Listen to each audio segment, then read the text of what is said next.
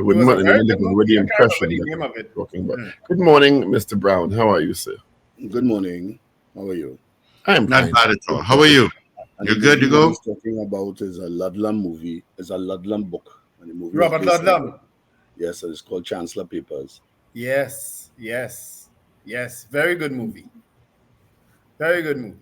My dear. How are you? Good to see you, Mr. Brown. I haven't seen you for a while. I'm all right. I'm fine. And yourself? How are things? I am looking on and smiling and giving God thanks and praise for life. I thought you were doing a lot more than that. I am sometimes. He is. He is. I am sometimes. Morning, Anyway, morning, Mariano. we're glad to have you on this morning. There are a lot of financial and economic issues that we'd like to discuss with you. Starting with most recently, what do you make of the sudden, unexpected to me, suspension of property tax and subsequent reduction from 3 to 2% of residential rental value? Well, there are lots of things that could have gone wrong, but to me, what it looked like, first of all, valuing 400 hereditaments from scratch was always going to be a problem, right? Because you'll have to ask the question of how strong is evaluation division, and when last did the evaluation division carry out an exercise of that nature?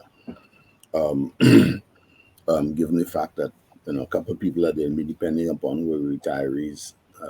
One leader from the exercise, from the early parts of the exercise, was very versed in that exercise that passed on. So what was the repository of information knowledge? How many people were involved in it? That's the first question. The second question, as you notice, if any of you all received your notices of assessment, there was not just a notice of assessment full stop. You could agree, you could disagree. That's your business. There's nothing that told you how they arrived at the assessment, what they took into consideration, or anything like that. In fact, nothing has been disclosed apart from the fact about annual rentable value.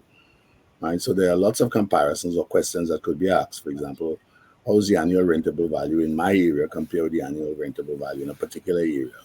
How does Westmoreland compare with Victoria Gardens, compare with Bayshore or Shorelands for that matter, right? How do annual rentable values in different parts of Diego Martin compare, and across the country, comparable bases? So there are lots that people could object to. The point is, on what basis were you going to object? You object to the number. Well, you have to object to the number, and you don't necessarily have to give a reason. But the point is, the process wasn't particularly transparent. When the minister spoke, he didn't say how many notices of assessment had been sent out. We presume all. Right? But I think that would be a mistake. I never got a notice of assessment, for example, but I did get an assessment notice. Right. In other words, I didn't get a valuation, but I got an assessment notice telling me what tax I had to pay and what the rentable value was. And I noted that the rentable value of my property was higher than certain other areas where I compared them with, right, where the actual rents were concerned. So that how did you arrive at it? Right. So I would have had an objection if it had come to me from that perspective. So there are lots of questions that were asked, and I think that they also got a lot of objections. Right? Anybody who got an assessment knows who had time file the objection. And you notice that the prime minister went in public and said it was only those people with houses in foreign, what you call it, that were objecting, and then it was reflected in the minister's comments, where he said that only those in the upper brackets were the ones who were complaining. Really? Well, I don't have that's anecdotal. Tell me how many are sent out, how many people objected, and so on and so forth. All of those things were missing. There was no data. In the same way that you got an assessment notice, it was just a line. Your assessment is your annual rental value is. Well, how you arrive at it? What was it? Those are the kinds of questions that people would have, especially if you're doing something new.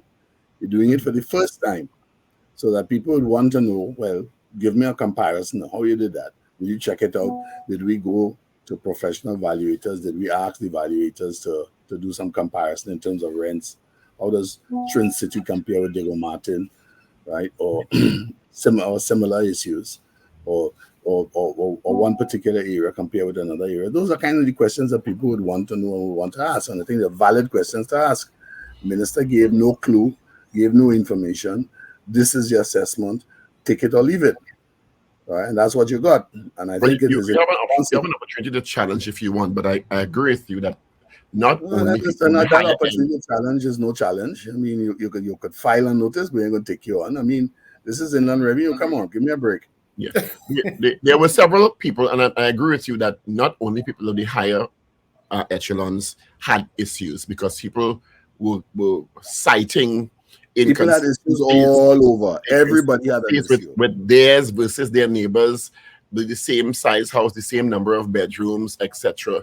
And there was no explanation given as to why there were these inconsistencies with properties that seemingly have the same value. The minister's way of solving that issue is that he hasn't dealt with the substance of the queries, or the issue of comparators, or demonstrating, for example, why the valuation done by the ministry was good or useful and compared well with private sector valuation, or in fact compared with market rents, which is another issue, right? We're talking about a situation. At one stage, in one hand, the IMF report is saying we're projecting growth. Well, the property market is depressed. So, which valuation are you using, and what annual rent you're talking about? The rents are changing, and the rents are falling. Right? That's the real issue. Not that people are But objecting to moving from 3 to 2% does not address the issues you've identified, and many people have. but that's the point I'm making. I'm saying that and that's one of the reasons why the rate was slashed in that particular fashion, right? I take off 30%. It's a 30% discount, right? And on that basis, that should cover everything. It doesn't answer the queries. I didn't say it did.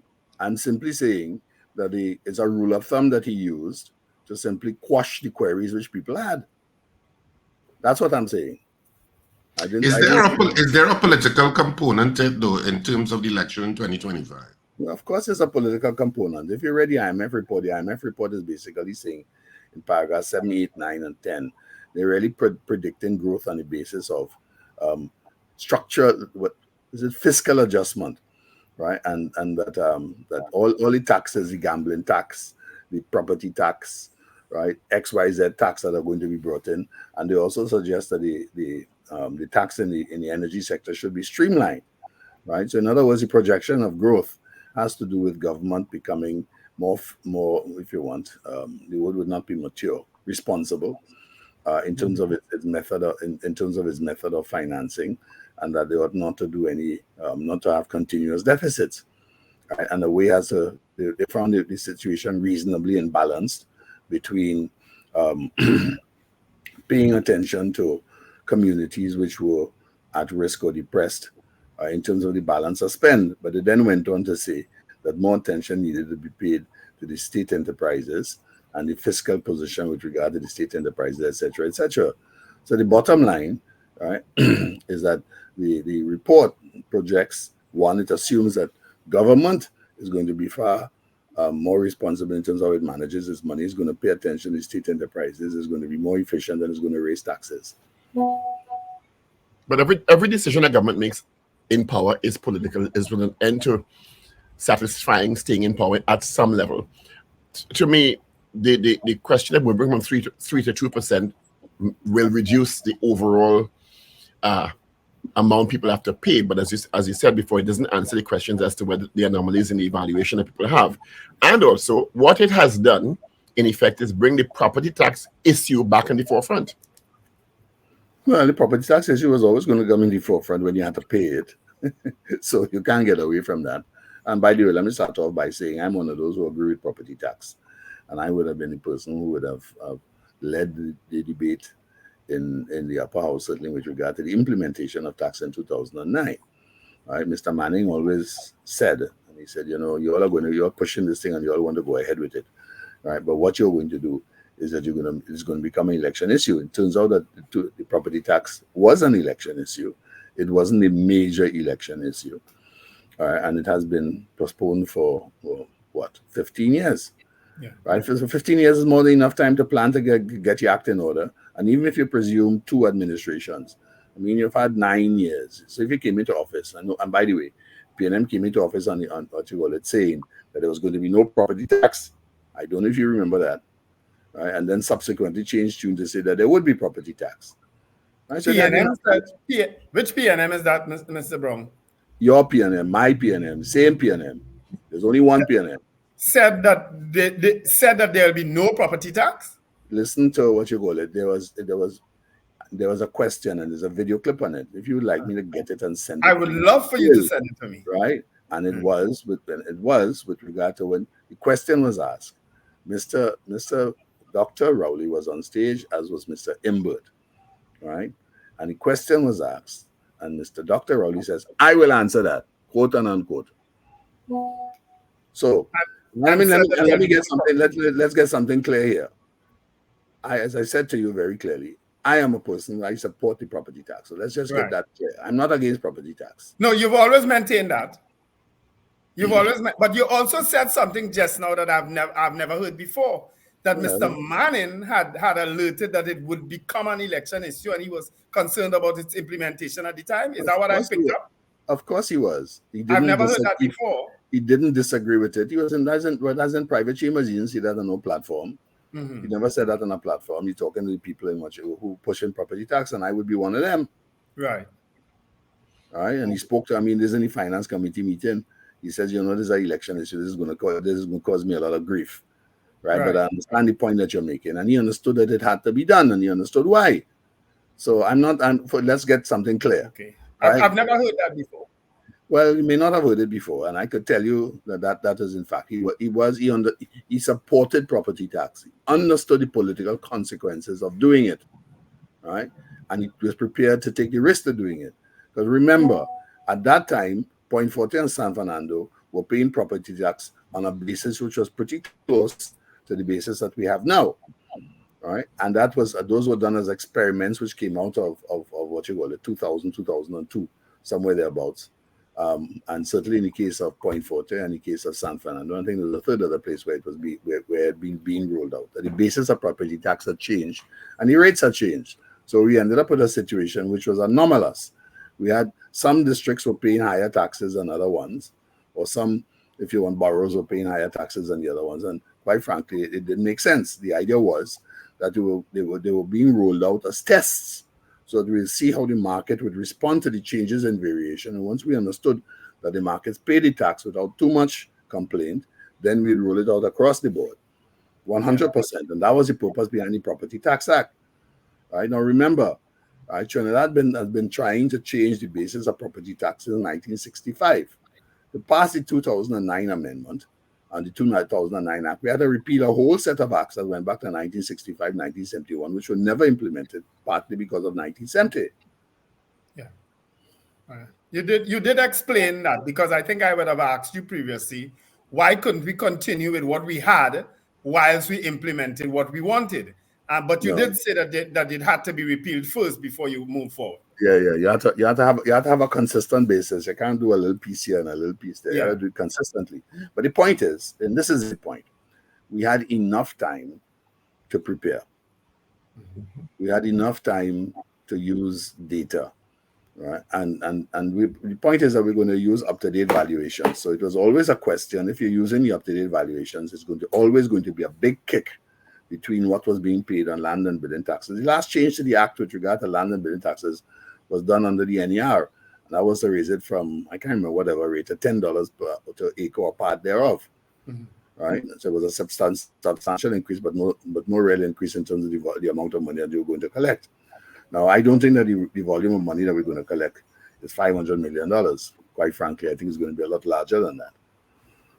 But the reality is that has to change. And even if it were $500 million, what's the budget for local government and the amount of money that we spend on local government? But I saw a comment over the weekend that said two things. One, that it's gone down from 3% to 2% now. There's nothing stopping any government or the government, because the UNC has said they're staunchly against it if they are elected. They pay them from saying after election to bring it back up to 3% and move to 4%. That's one. And two, property tax, residential collection of property tax has been linked directly to local government bodies and how they are intended to evolve. Well, if I'm not mistaken, that statement is not a full statement either. Some parts of the property tax is going to be related to local government bodies. not all. Mm-hmm. Right. So let's start off on that basis. And why some? If you're going to do it all. Right. And put some clear guidance in terms of what has to happen and how it's going to work. Right. Central government must make certain that those things work. Quite frankly, the fundamental issue with regard to local government is that, I mean, we have several different overlaps. We have in terms of what local government is responsible for, and as well as what some of the what you call it network plans are responsible for. So you have CPEP and you have what you call it, and you are operating in similar areas doing similar things. Right? And then you have local government on top of that. And are they ever coordinated? I mean, that's we're talking about in terms of how much money we're talking about in terms of expenditure there. About But one my concern is more, $1.5 billion. you're absolutely right. But the concern is if we have all these challenges seemingly in getting the property tax residential correct and on the ground and rolling and collecting what it's supposed to collect in terms of the local government bodies, are the local government bodies also ready to collect, because they're supposed to be doing, I asked the question already, correct collection themselves and held accountable for the use of that money in the interest of the burgesses? So I don't see all the ducks falling into a row for accountability and transparency. Well, they're not. They were not in a row. I mean, you have to have made some changes to make that happen, right? In terms of the accounting for local government bodies, right? In terms of how the local government bodies run their operations. I mean, basic facts, right? The government of Trinidad and Tobago puts down a property development in the Tunapuna area, puts down one in the San Fernando area, right? And people are, we go to what people go to buy, right? The fundamental questions are the basic approvals in position, right? Government to government dealing with local government, but you have the water approvals or healthcare approvals and all that kind of stuff still in abeyance or have not been done. I mean, one cannot run a country on that basis and be serious about it. Right? You have to have certain things. If there are procedures which are meant to have happen, then you have to have the number of people at the local government bodies who will approve it, and systems which are meant to be positioned, which will happen, and not that the systems aren't taking place. And the implication is, if it do happen, you want to get it happen a little faster. You have to pay me extra money to be able to do that. Really, which is really what it all boils down to. But let me Right? ask a question. It feels like a no-brainer. But are Needs these, to be improved. and is maybe a misnomer question, are these the government's, the cabinet's issues, or public service issues, or both? It doesn't matter who the hell is responsible for running the country. Well, you But understand. the local government responsible for running the country. No, they're not. Government is responsible for making certain those things are done right. Nobody else could reform the public service but government. So that's a government responsibility. And you have to take it to Parliament. Right, government, parliament, however you want to call it. The moral of the story is that nobody ever looks at parliament from that point of view. They look to cabinet and look to ministers. Let's get that clear, right? Now, of course, ministers are circumscribed on the basis of the constitution and constitutional power. They'll be able to move forward. But the reality is that is what the country needs, right? So you have to find a way to get it done, not talk rubbish. So Mariano, is it poor governance then? Let me ask this question as an extension of what Paul asked concerning local government reform. How hopeful you are now then of this local government reform? I'm not hopeful for anything. What you call it? What is Hebrews chapter 11? What? Faith is the substance of things to hope for, the evidence of things unseen. Well, I mean, how long are we talking about local government reform? Local government reform was a major item on the agenda in 2008, 2009. Right? I was sitting on a committee, we were reviewing X, Y, and Z. X, Y, and Z was supposed to take place. Right?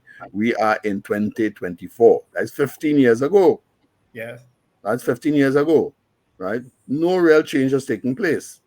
Right? And we are talking not only about local government. I mean, it's a practical example I gave you, right? That so we're on the same page. We're on the same page with that. X number of what you call it. Yeah.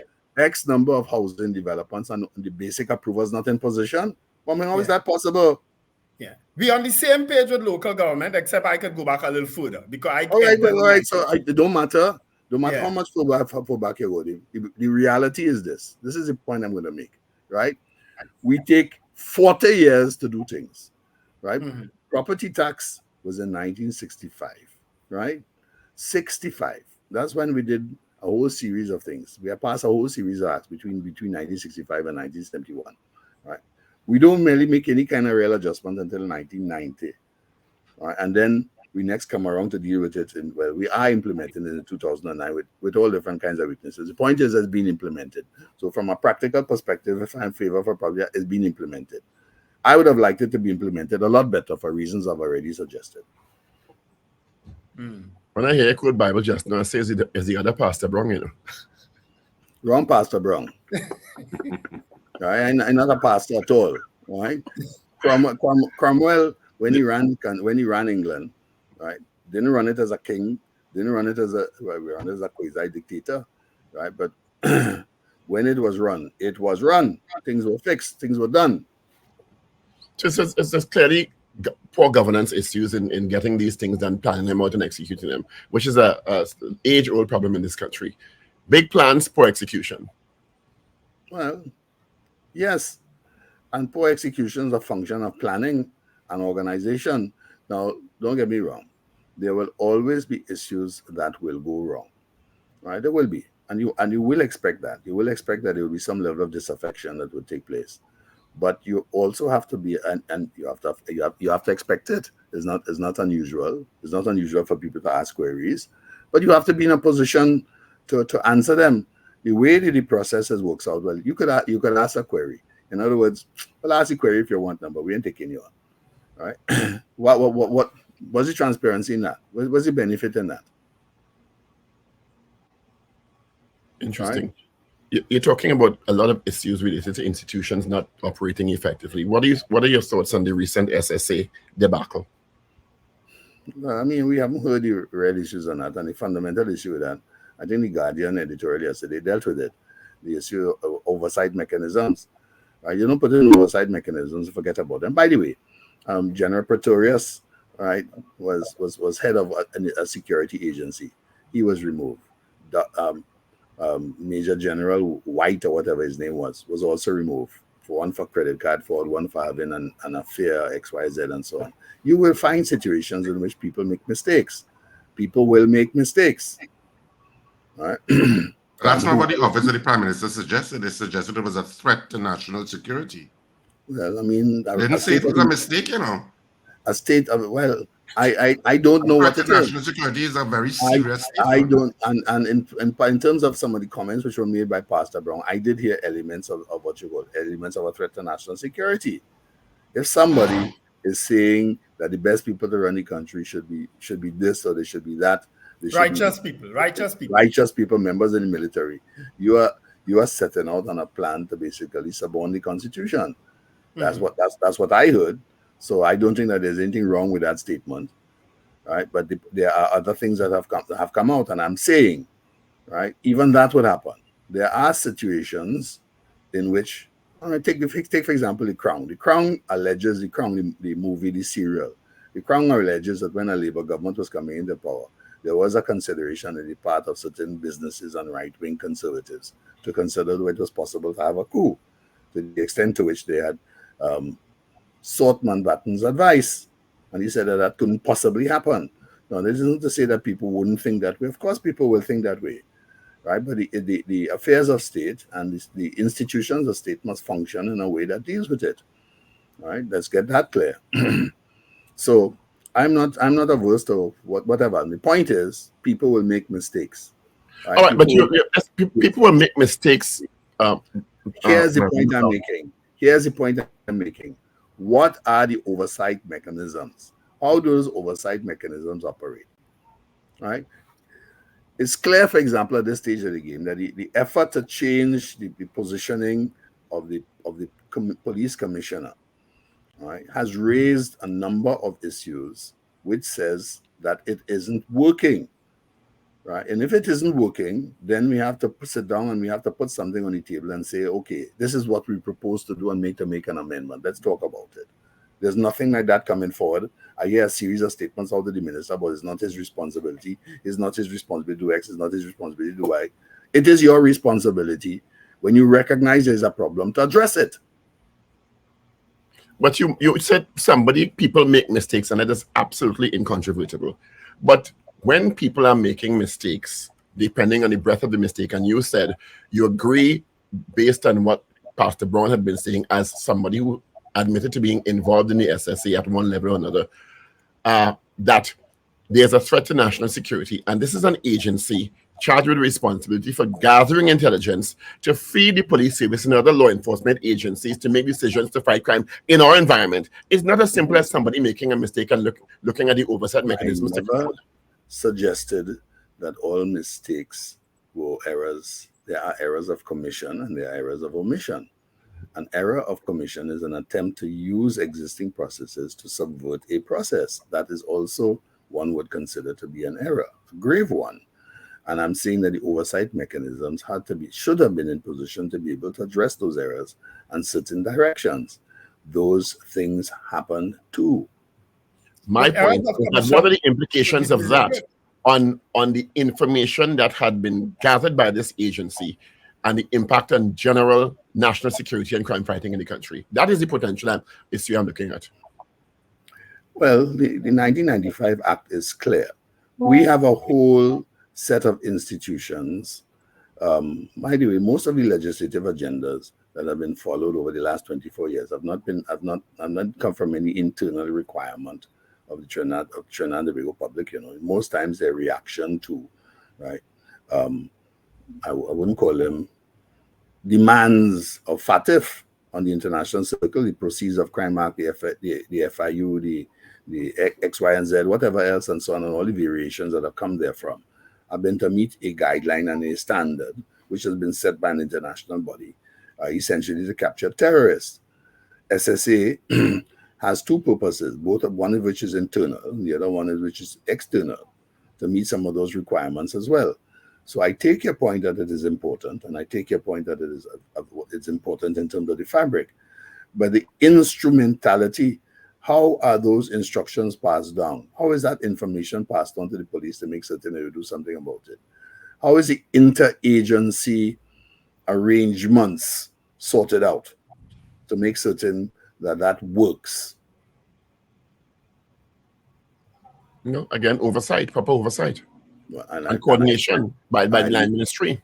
And I leave it. I don't so certain if it's a ministry that's going to require, but certainly some people within the ministry will be required to help us. Now, when they're started off by reference to a movie, right, there are several, if you want, series which address the issue of national security, either in England or in the USA. And all of them would indicate that there are interpersonal issues which come up from time to time, right? And it's difficult in terms of how you manage it, right? That in a sense is what Ludlam was talking about. That at any stage of the game, there are always possibilities for the agencies of state to be suborned, and then one has to guard carelessly about it. That's the essence of Ludlam's writing. He was not the only one who dealt with that. I forget his name now, but he's what you go, Hunt for Red October, the author of the Hunt for Red October. That's a point that he makes in his work as well. Yeah. It casts quite a shadow over the whole specter of national security, especially in the context of what we're experiencing now. 10 murders in one weekend and the inability seemingly of the TTPS and other law enforcement agencies to make real progress. We are looking at, you see, the point is, we've always had gangs. All right. They had different names and they probably operated with cruder instruments in the 60s and 70s. And that's one of the reasons why the Steel Band Association was formed and Panorama was formed, right, in a sense to channel energies into a particular area, right? So these steel bands were meant to be community interests. And that's how Dr. Williams got businesses to support them and to help them out and so on. It was to address some of those issues, right? That's how special works and stuff started off too. But what happens is that, like everything else, some of these things may start with good intentions that can become rotten along the line. Now, the point is that you have to police some of those things. I ran URP for 1 year in the last year, the year before the general election. And there were certain things that came to my attention, which I had to deal with. And there are certain other things which I did not have the time to deal with, right, that were clearly upsetting to me. And I have to say, if ever I had to do it, I mean, I'd deal with it directly, right? But there are points which have to be dealt with. And it's always possible, given the nature of human relationships, that some people look for a way to get an advantage. Now, what we're looking at, the level of crime that we're looking at, raises about 3 or 4 different types of issues. Whether there is consolidation taking place. We talk about taxation and extortion and that kind of stuff. Well, it appears, given the fact that a number of police were arrested or alternatively in Sandy Grande, I'm not certain exactly how that one, that case of some or the other disappeared. That was an extortion racket within a certain aspect of the police service, right? And we have, anyhow, let me not deal with the specifics, right? There are things which have to be done to keep all our armed services in proper order. Those are meant to be disciplined, uniformed areas, and that there's a certain element in terms of order that is required in those issues, right? In terms of disciplinary procedures. And that's why I make the point, whether the 2006 adjustments in terms of the implementation of a commissioner of police was well done, and whether the police has the necessary internal requirements to be able to handle their own disciplinary stories. Right? There are things which, arrangements which have to be made and have to be made appropriately. Yeah, but I mean, the issue of the oversight of like who's watching the guards, I guess, is the best Yes, kind who of guard the thing, like, who's guards. watching the guards, and of course the Prime Minister recently had said that he wanted to form a new unit that would look at all arms of the national security infrastructure and be like a unit that monitors corruption, kind of like a more extensive PSB, I guess. Yeah. So a Really? vetted unit, you call it, huh? A vetting unit. A vetting And, unit. Well, if I'm and not mistaken, we're supposed to vet in terms of who we hire. There's a vetting process for that. That's one of the reasons why they publish pictures of recruits in the police, because they're asking the public to give us information as to whether this person will be hired. The fact that that's being done says that the internal process was a little weak itself, so they decided to go to the public, right? I think Wendell, your brother-in-law, right, explained that to me at the time. So I'll leave it there. Right, but in something like SSA, that is a process of continuous vetting. Yeah. Continuous vetting, right? As they did in SORT with lie detector tests, checking your finances and everything else that is required. Those are things which have to be put in position. Now, do I have to put another agency in position? Do I have to make certain that the existing agencies are properly tasked and properly managed and properly run and have the right people in it? Which is why, Mariano, when you reference the changes that was made for the Commissioner of Police, the Commissioner of Police, as far as I remember, under then Martin Joseph, was given extensive powers to hire and fire. Yes. And it has never been used, really. And the point about the extensive powers about hiring and firing also means that your internal processes have to be sufficiently well organized to be able to get to that particular point. Yeah. Now, do I give you the extensive powers before I've done the internal organization, or do I make the internal organization strong and then give you the powers? Which one comes first? Yeah. Did we do it in that order? And that's the problem with institutional change. It's easy to criticize, and don't get me wrong, it's easy to criticize, but the point is that there are certain things which you have to ensure exist in advance before you devolve. Yes. So devolving authority also means to make certain that the instruments, the administrative systems are sufficiently robust to facilitate it. I mean, the ludicrous implication is that a constable is carrying a commissioner to court, right, because he get transferred and he wasn't given a reason. Yeah. I mean, that's right. We're talking about a disciplined service, right? Yes. Right. Now you want to tell me that making sense to you? It can't make sense because the commission will be able to do his or her job. Well, exactly. Well, that's precisely. But that is where it is now in this country. Everybody go to court and challenge everything in an institution that's supposed to be built on discipline and order. Yes. Right. So I mean, we have some there are many things which have to be addressed. I mean, As a lawyer, you know, I will being see being people a have a right to go to court. well, of course, you have a right to go to court. You have a right to go to court for Go on. something sensible, not for telling me that You because can't determine what's sensible for other people. you What's shouldn't sensible give. for you might not be sensible for somebody else. You're Hang on a bold-faced. second. Hang on a second. Like a true When lawyer. when you hire somebody, you hire them to do this and any other duty, right? Mhm. So that gives me rights and gives me responsibilities. I'm telling you, I'm moving you from point A to B because I need to have something else done there, right? Now you are asking for an explanation, right? What about the exigencies of the service? We're talking about a police service here. And the management of the resources, including the human resource. Any of Before those we end, I right. want your thoughts on the last Friday, I think it was the bill to raise the borrowing limit again domestically by the Minister of Finance, and your thoughts on that. Well, well, the more of the story is raising the borrowing limits because we need to borrow more, right? And that's it. That's the reality, right? And the IMF, for example, said that the what you call it, the surplus was the deficit was broadly in line with the budget at 1.1%. You know, it was out of trend too because the budget deficits have tended to be above 3%. She said, but in the short run, there would be problems and that it would go this year to 2.45%. In other words, it would double. It would double the reality. The deficit is going to double. Well, I rather suspect that the deficit is going to remain high.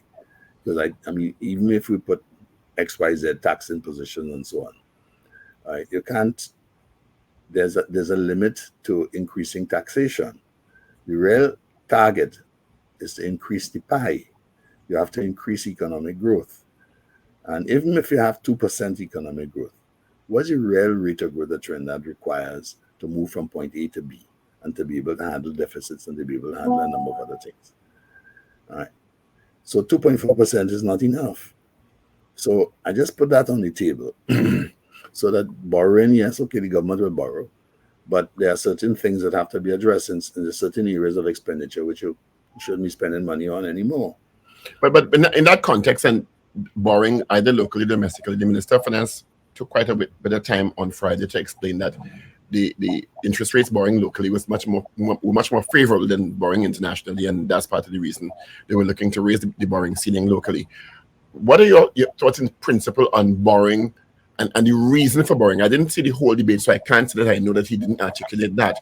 But in the context of whether borrowing is done for productive investment in revenue generating exercises, or if borrowing domestically or internationally is to pay bills, etc., which may be not Well, unproductive. ideals always wanted for productive endeavors, Yeah, but I didn't get a reason. but that's Thank you. always Thank you. up in You're the borrowing air. to pay bills, or you're borrowing Here's to the keep problem.